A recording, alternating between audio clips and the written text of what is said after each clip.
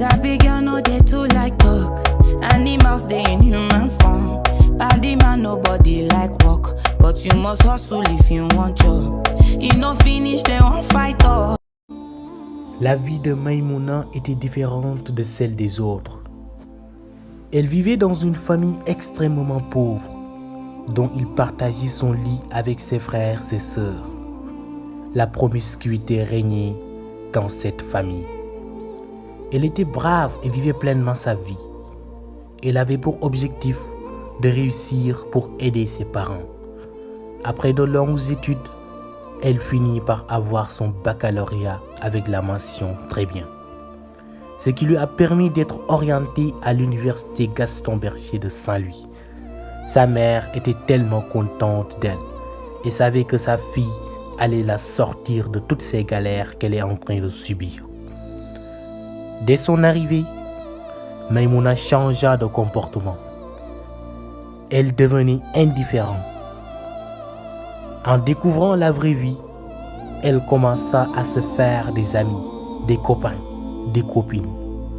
Les samedis soirs, elle sortait pour aller dans les soirées. Elle buvait, fumait. Elle faisait des choses qu'elle n'avait jamais fait auparavant.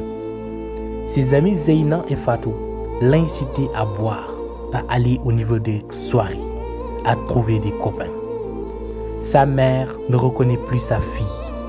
Elle qui pensait que Maïmouna allait la sortir de ses calvaires, de ses problèmes.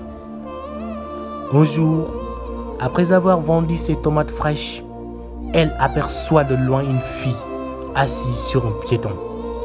Elle avança vers elle et commença à crier « Maïmouna, Maïmouna, qu'est-ce qu'il y a? Tu n'es pas à l'université ?» Maïmouna ne répondit pas, car elle était dans un état hideux.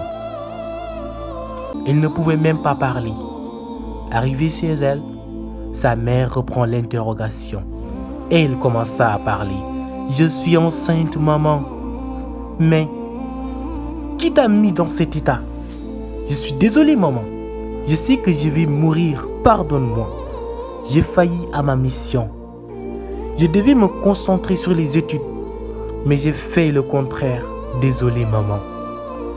Mes amis m'ont détruit. » Sa mère pleurait et continuait à pleurer de la mort de sa fille, alors qu'elle pensait qu'elle allait la sortir de ses calvaires.